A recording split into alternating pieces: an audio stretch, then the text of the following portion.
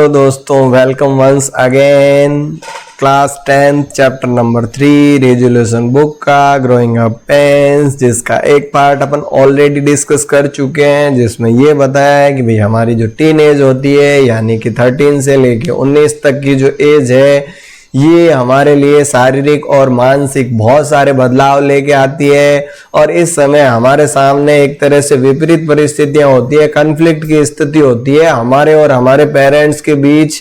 आज से पहले छोटे जब थे तो हम अपने पेरेंट्स से बहुत ज्यादा प्रेम करते थे, उनके साथ बहुत ज्यादा रहना पसंद करते थे, लेकिन जैसे ही हम टीन एज में आते हैं 13-14 के हो जाते हैं तो हम जो है उनसे कुछ बातों को छुपाना पसंद करते हैं, कुछ बातें उनके साथ शेयर करना नहीं चाहते और हम थोड़ी प्राइवेसी चाहते हैं। हम चाहते हैं कि हमें भी जो है इंडिपेंडेंस होनी चाहिए, काम करने की स्वतंत्रता होनी चाहिए। अब हम छोटे नहीं है, बच्चे नहीं है, बड़े हो गए हैं।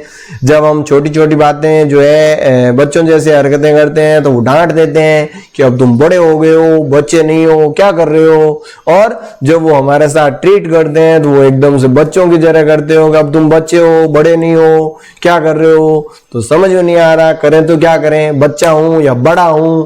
यही समस्या समीर के सामने है, जिसका कि अपन का पार्ट 1 में कल अपन ने डिस्कशन किया। बाकी का चैप्टर आज अपन डिस्कस करते हैं कि भाई आगे क्या होता है कि जब समीर के पापा उसको बोलते हैं तो देखो अगले दिन क्या हुआ। देखो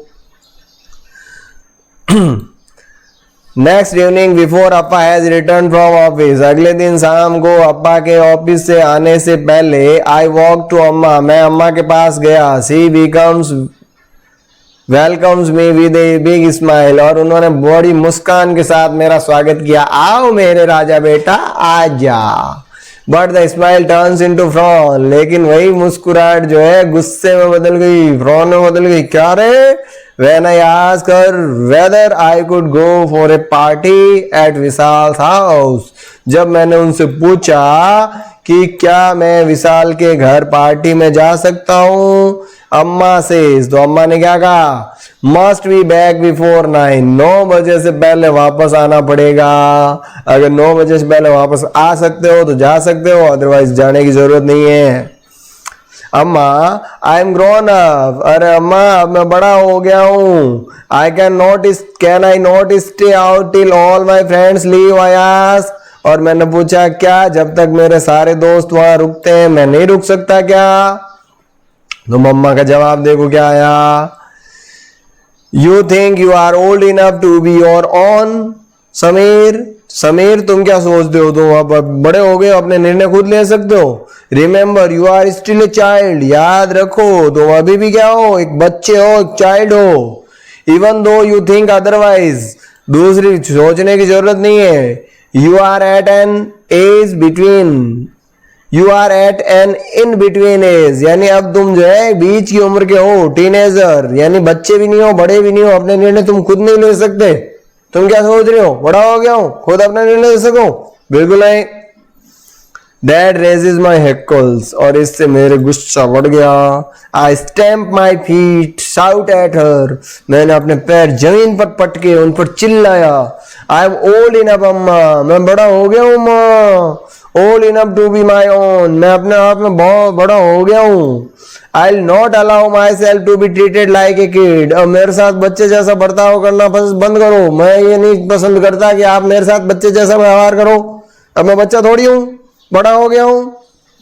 She gives me a stern look and asserted firmly, और उन्होंने जो है मेरी तरफ एकदम से सख्त नजरों से देखा और सख्त आवाज में कहा, My decision is final, मेरी बात फाइनल है, सुन ले, जो मैंने बोल दिया वही होगा। नो पार्टी फॉर यू, तुम्हारे लिए कोई पार्टी नहीं है। नॉट टुडे नॉट एवर, ना तो आज न फिर कभी होगी। I do not want you to end up as a wild colt, मैं तुम्हें जो है जंगली घोड़े की तरह बड़ा नहीं होने दे सकती। यानी कि संस्कार नाम की भी कोई चीज होती है, सभ्यता नाम की भी कोई चीज होती है। इस तरीके से बात बात में जिद करके बैठ जाते हो, अच्छी बात है क्या? नहीं पसंद मुझे, नहीं जाना, ना तो आज जाने दूंगी ना फिर कभी जाने दूंगी, चुपचाप बैठ जा अंदर। धमकी मिल गई किसको? समीर को। अब देखो समीर कैसा फील कर रहा है। सी हैज हर वेज, ये उनका तरीका है। आई मिस द पार्टी, और मुझे पार्टी को मिस करना पड़ा, नहीं जा सका। But it does not endear her, लेकिन इस बात से उनको भी अच्छा नहीं लगा। I sulk, I do not talk to her for a whole day. अब मैंने भी अपना जो है गुस्सा हो गया उनसे, पूरे दिन बात नहीं की, पूरे दिन उनसे बात ही नहीं की। शी कॉक्सेस मी, उन्होंने मुझे मनाने का प्रयास किया। Placates me till I succumbed to her mollycoddling, और उन्होंने मुझे जब तक कि मैं नहीं माना तब तक खूब प्रयास किया। और उसके बाद क्या हुआ देखो, then I hug and cry, और उसके बाद मैं उनसे लिपट गया और रोने लगा। पैट कम्स हर रिमार्क्स, और तभी जो है उन्होंने मेरी थपकी देते हुए कहा, at 14 a boy must know how to control his emotion. भाई 14 साल के बालक हो गए हो तुम, इस उम्र में तुम्हें अपनी भावनाओं पर नियंत्रण करना आना चाहिए। That is the trouble. अभी कह रहा यही तो समस्या थी। एम आई चाइल्ड, क्या मैं एक बच्चा हूं? और हैव आई ग्रोन अप, या मैं बड़ा हो गया? अभी मैं एक बड़ा बच्चा हूं या बड़ा हो गया? दिक्कत तो यही है ना। एक तरफ तो कह रहे हैं कि देखो 14 साल की उम्र में तुम्हें अपने इमोशंस पे काबू रखना चाहिए, एक तरफ कह रहे हैं अभी तुम बच्चे नहीं हो, अपने निर्णय खुद नहीं ले सकते। तो समस्या कहाँ है? क्या मैं एक बच्चा हूं या मैं बड़ा हो गया? When will my parents see clearly that what am I? कब मेरे पेरेंट्स जो है, मेरे माता पिता जो है स्पष्ट रूप से मुझे ये बताएंगे कि मैं हूं क्या? Either I am a child और I am a grown up। क्या मैं एक बच्चा हूं या मैं एक बड़ा हो गया हूं? I cannot be both at the same time, दोनों समय तो मैं एक नहीं हो सकता ना, कि एक ही टाइम में मैं बच्चा भी हूं और मैं बड़ा भी हूं, ये तो नहीं हो सकता। तो कम से कम मुझे ये क्लियर तो करे कि भाई मैं बच्चा हूं या बड़ा हूं। Maybe I am a mix of both, हो सकता है कि मुझ में दोनों ही मिक्स हो, बच्चा भी हूं और बड़ा भी हूं। आई डू नॉट से, मैं नहीं कह सकता। That is what makes my fear so scary, और इसीलिए जो है मेरा डर और ज्यादा भयानक होता गया। I know my fear will die if my parents stop treating me like a child. अब एक आई नो, यानी मैं जानता हूं, माई फियर विल डाई, कि मेरा भय जो है खत्म हो जाएगा। इफ माई पेरेंट्स, यदि मेरे माता पिता stop treating me like a child, मुझे एक बच्चे की तरह ट्रीट करना बंद करे, तो मेरा भय अपने आप समाप्त हो जाएगा। बट नो, लेकिन नहीं, they will not do that, वो ऐसा नहीं करेंगे। दे हैव देयर फियर्स, उनके अपने भय हैं। That is why अम्मा says every time I try to assert myself, और इसीलिए अम्मा हमेशा कहती रहती है, मैं अपने आप को यही कहकर सांत्वना देने का प्रयास करता हूँ। At your age you need to be kept on a leash, यानी तुम्हारी इस उम्र में तुम्हारे ऊपर कुछ लेस होने चाहिए, कुछ बंधन होने चाहिए।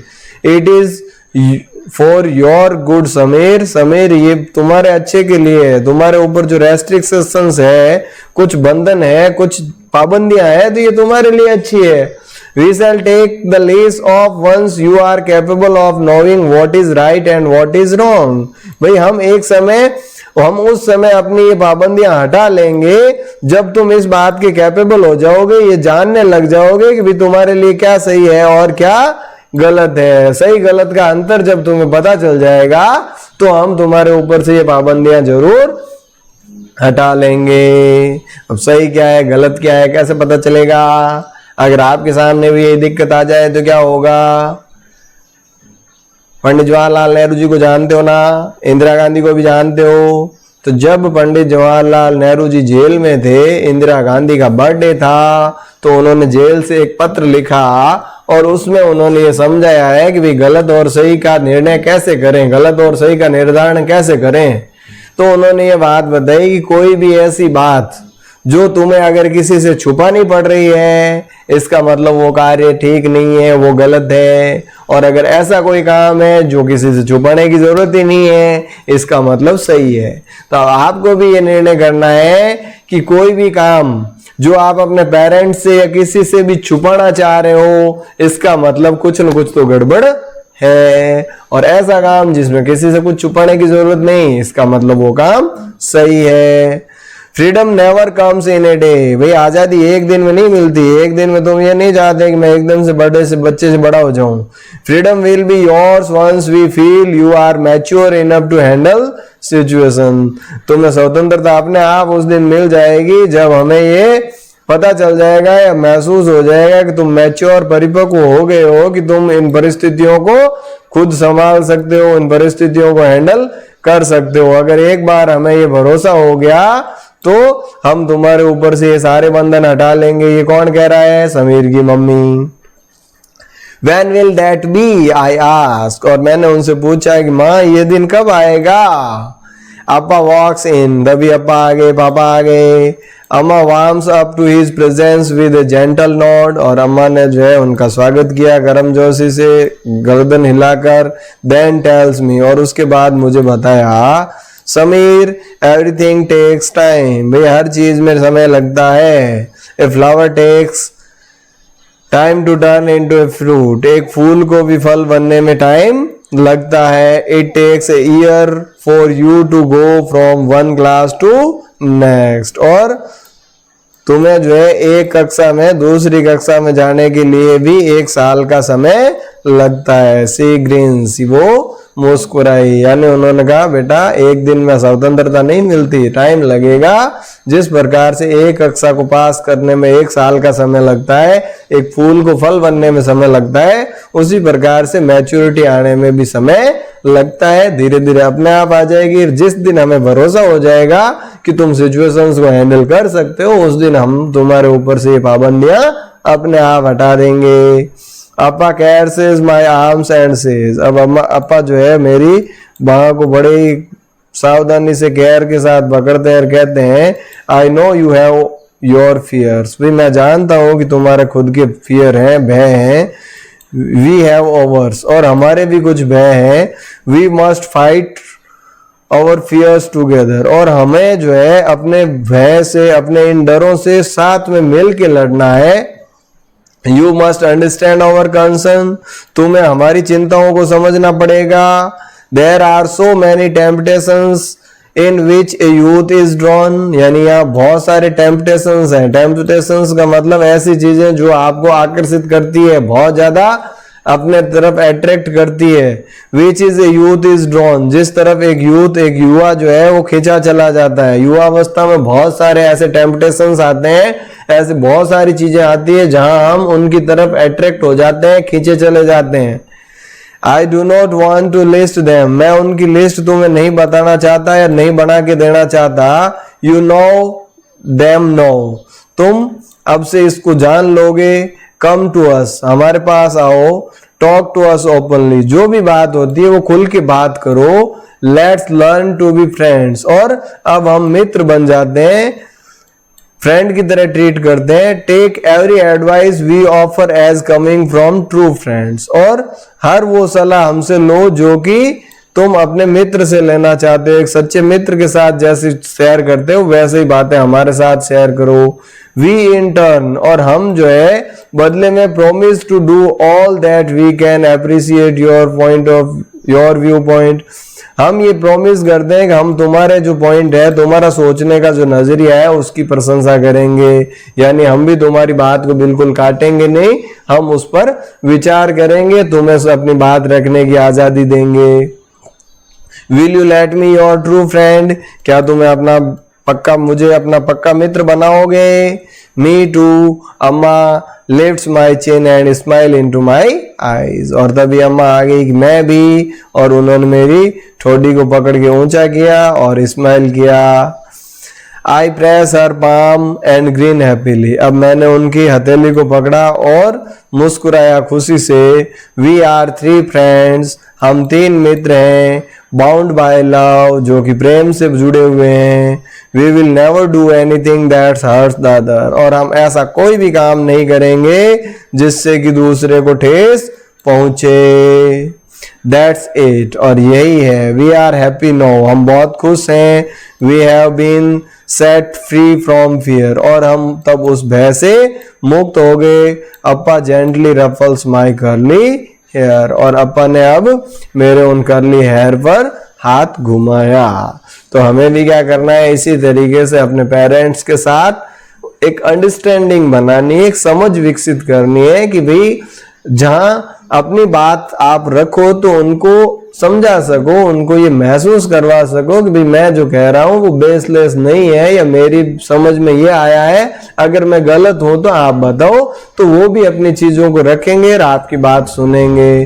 तो इस एज में अपने को अपने पेरेंट्स के साथ एक बॉन्ड जो है उसको बना के रखना है, न कि फ्रेंड्स या किसी के बहकावे में आके उनसे बात करनी बंद कर दो, बात बात पे रूठो, ये चीजें अच्छी नहीं है। और अगर इस उम्र में जो भी डिफिकल्टीज आपके सामने आ रही है, परेशानी आपके सामने आ रही है, वो आप पेरेंट्स से शेयर करोगे तो वो भी तो कभी इस एज से निकले हैं, उनको सारी चीजें पता है, तो वो अपने एक्सपीरियंस से आपकी उस प्रॉब्लम्स को सॉल्व करेंगे, जिसका भी सुटेबल डिसीजन होगा और वो आपके लिए अच्छा होगा। आई होप आपको ये चैप्टर समझ में आया होगा। इसी के साथ आज के सेशन को यहीं समाप्त करते हैं।